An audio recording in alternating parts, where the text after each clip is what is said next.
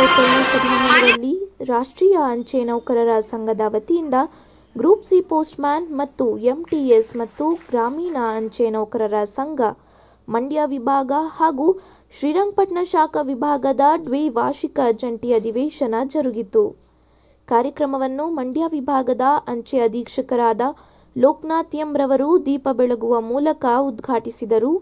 ಕಾರ್ಯಕ್ರಮದ ಅಧ್ಯಕ್ಷತೆಯನ್ನು ಎನ್ಎಪಿಇ group C Mandya ಅಧ್ಯಕ್ಷರಾದ ಶ್ರೀಕಾಂತ್ ಕೆಎಚ್ ರವರು ವಹಿಸಿದ್ದರು. ಕಾರ್ಯಕ್ರಮದ ಮುಖ್ಯ ಅತಿಥಿಗಳಾಗಿ ಕರ್ನಾಟಕ ವಲಯ ಪೋಸ್ಟ್ಮ್ಯಾನ್ ಮತ್ತು ಎಂಟಿಎಸ್ ಬೆಂಗಳೂರು ಕಾರ್ಯದರ್ಶಿಗಳಾದ ಆರ್ ಮಹದೇವು, ಕರ್ನಾಟಕ ವಲಯ ಎನ್ಯುಜೆಡಿಎಸ್ ಬೆಂಗಳೂರು ಕಾರ್ಯದರ್ಶಿಗಳಾದ ಎಂಪಿ ಚಿತ್ರಸೇನ, ಕರ್ನಾಟಕ ವಲಯ ಎನ್ಎಪಿಇ ಗ್ರೂಪ್ ಸಿ ಬೆಂಗಳೂರು ಅಧ್ಯಕ್ಷರಾದ ಸುರೇಶ್ ಅವರು ಭಾಗಿಯಾಗಿದ್ದರು. ಕಾರ್ಯಕ್ರಮದಲ್ಲಿ ಪೋಸ್ಟ್ಮ್ಯಾನ್ ಮತ್ತು ಎಂಟಿಎಸ್ ಮಂಡ್ಯ ಅಧ್ಯಕ್ಷರಾದ ಎಸ್ಡಿ ನವೀನ್ ಕುಮಾರ್, ಎನ್ಯುಜೆಡಿಎಸ್ ಕರ್ನಾಟಕ ವಲಯ ಮಹಿಳಾ ಅಧ್ಯಕ್ಷರಾದ ರೇಖಾ, ಕಾರ್ಯದರ್ಶಿ ಹರೀಶ್ ಸೇರಿದಂತೆ ಇತರರು ಉಪಸ್ಥಿತರಿದ್ದರು. ಚಿಂತನೆ ಮಾಡಬೇಕು, ಅದಕ್ಕೆ ಈ ಒಂದು ಅಧಿವೇಶನಗಳು ಸಹಕಾರಿಯಾಗುತ್ತೆ ಅಂತ ಹೇಳಲಿಕ್ಕೆ ನಾನು ಇಷ್ಟಪಡ್ತೀನಿ. ಮುಖ್ಯವಾಗಿ ಬಹಳ ಒಂದು ವಿಷಯ ಸಂಗತಿ ಪ್ರಾಸ್ತಾವಿಕದಲ್ಲಿ ಹೇಳಿದರು. ನಾವು ನಮ್ಮ ಸಂಘ ಯಾವುದೇ ಒಂದು ಉದ್ದೇಶ ಅಂದರೆ ನಮ್ಮ ಉದ್ದೇಶ ಏನಂತ ಕ್ಲಿಯರ್ ಆಗಿ ಹೇಳಿದರು. ನಾವು ಎಲ್ಲರ ಜೊತೆ ಒಂದಾಗಿ ಇದ್ಕೊಂಡು ಈ ಸಂಘವನ್ನು ಮುನ್ನಡೆಸ್ತೀವಿ, ನಾವು ಯಾವುದೇ ಸ್ವಾರ್ಥಕ್ಕೆ ಈ ಸಂಘವನ್ನು ಮಾಡ್ತಾ ಇಲ್ಲ ಅಂತೇಳಿ ಬಹಳ ಖುಷಿ ಆಯ್ತು ಆ ಒಂದು ಪದ ಕೇಳಿ. ಯಾಕಂದರೆ ಒಂದು ನೌಕರರ ಒಂದು ಸಮಸ್ಯೆಗಳು ಈ ಸಂಘ ಇರುವುದೇ ಅದಕ್ಕೆ. ಈಗ ಸರ್ಕಾರದ ನಿಯಮಗಳು ಬರುತ್ತೆ, ನೀತಿಗಳು ಬರುತ್ತೆ, ಅದನ್ನು ಮೊಟ್ಟ ಮೊದಲಾಗಿ ಕ್ವಶನ್ ಮಾಡುವಂಥ ಅಧಿಕಾರ ಇರೋದು ಸಂಘಕ್ಕೆ. ಅವರು ಧೈರ್ಯವಾಗಿ ಅದನ್ನು ಕೇಳ್ಬೋದು, ಯಾವುದೇ ಸಮಸ್ಯೆಯನ್ನು ಇರ್ಬೋದು, ಯಾವುದೇ ಒಂದು ನೀತಿ ನಿಯಮಗಳನ್ನು ಕ್ವಶನ್ ಮಾಡುವಂಥ ಅಧಿಕಾರ ಇರುವಂಥದ್ದು ಸಂಘಕ್ಕೆ, ಬೇರೆ ಯಾರಿಗೆ ಅದನ್ನು ಕೇಳಲಿಕ್ಕೆ ಅವಕಾಶ ಇಲ್ಲ. ಸೊ ಅದರಿಂದಾಗಿ ಈ ಸಂಘ ನಾವು ಕೂಡ ಈಗ ಸರ್ಕಾರದ ದ್ವಂದ್ವ ನೀತಿಗಳು ಬರುತ್ತೆ, ಅದನ್ನು ಕ್ವಶನ್ ಮಾಡುವಂಥ ಅಧಿಕಾರ ಸಂಘ ಪಡ್ಕೊಂಡಿದೆ. ಸೊ ಅದಕ್ಕೆ ಸಂಘ ಬೇಕೇ ಬೇಕು. ಯಾವುದೇ ಒಂದು ನಮಗೆ ಸವಲತ್ತುಗಳನ್ನು ಪಡ್ಕೊಳ್ಬೇಕಿದ್ರೆ, ಸೌಲಭ್ಯಗಳನ್ನು ಪಡ್ಕೋಬೇಕಿದ್ರೆ ಅದನ್ನು ಕೇಳಲಿಕ್ಕೆ ಸಂಘ ಬೇಕಾಗುತ್ತೆ. ಈಗ ನಾವು ಬಹಳಷ್ಟು ಸರ್ಕಾರದಿಂದ ಸವಲತ್ತುಗಳನ್ನು ಪಡೀತಾ ಇದ್ದೇವೆ. ಆ ಸವಲತ್ತುಗಳನ್ನು ನಾವು ಪಡೀತಿದ್ದೇವೆ ಅಂದರೆ ಅದಕ್ಕೆ ಸಂಘವೇ ಕಾರಣ. ಸರ್ಕಾರದನ್ನು ನೇರವಾಗಿ ಯಾರಿಗೂ ಕೊಡಲ್ಲ, ನಾವು ಕೇಳಿದರೆ ಮಾತ್ರ. ನಮ್ಮ ನೀತಿ ನಿಯಮಗಳಿರ್ಬೋದು, ನಾವು ಆ ಒಂದು ವಲಯ ಮಟ್ಟ ಇರ್ಬೋದು, ರಾಷ್ಟ್ರೀಯ ಮಟ್ಟದಲ್ಲಿ ಇರ್ಬೋದು, ಅಲ್ಲಿ ಕೇಳುವಂಥ ನಮ್ಮ ಡಿಮಾಂಡ್ಗಳೇನಿದೆ, ಬೇಡಿಕೆಗಳೇನಿದೆ, ಅದನ್ನು ಸರ್ಕಾರಕ್ಕೆ ತಲುಪಿಸುವಂಥ ವ್ಯವಸ್ಥೆಯನ್ನು ಸಂಘದ ಪದಾಧಿಕಾರಿಗಳು ಮಾಡ್ತಾ ಇದ್ದಾರೆ. ಸಭೆಯನ್ನು ಆಯೋಜಿಸಿದ್ದಾರೆ.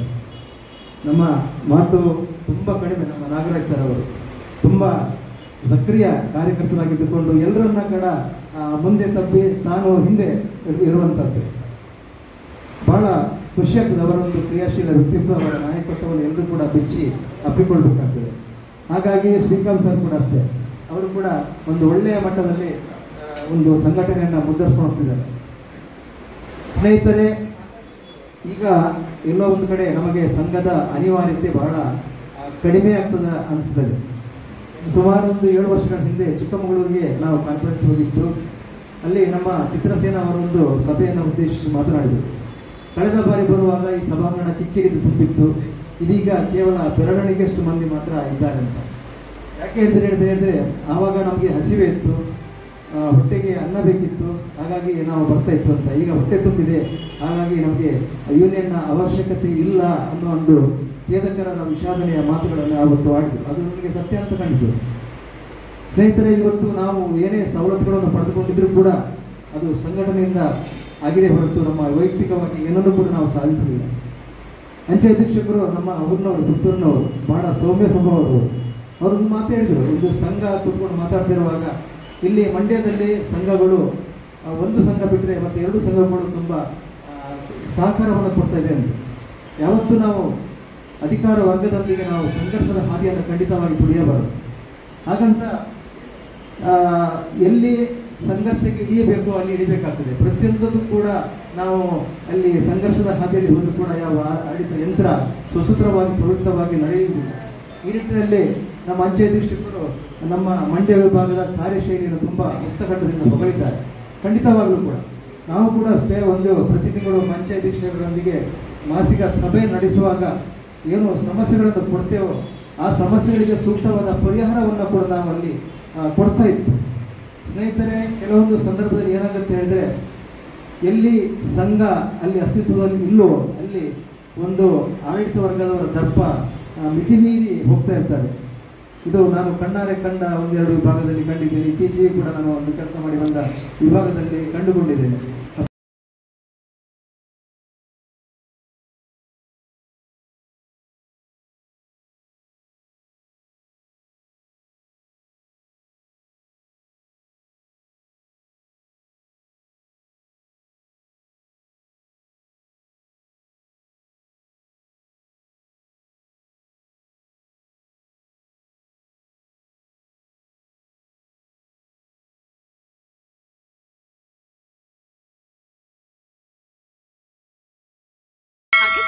ಸಬ್ಸ್ಕ್ರೈಬ್ ಬಟನ್ ಮೇಲೆ ಕ್ಲಿಕ್ ಮಾಡಿ ಹಾಗೂ ನಮ್ಮ ಹೊಸ ವಿಡಿಯೋಸ್ ಅಪ್ಲೋಡ್ಗೋಸ್ಕರ ಪಕ್ಕದಲ್ಲಿ ಕಾಣುವ ಬೆಲ್ ಬಟನ್ ನಮ್ಮೆಲ್ಲ ವಿಡಿಯೋಗಳನ್ನ ಲೈಕ್ ಮಾಡಿ, ಶೇರ್ ಮಾಡಿ ಹಾಗೂ ಕಮೆಂಟ್ ಮಾಡಿ.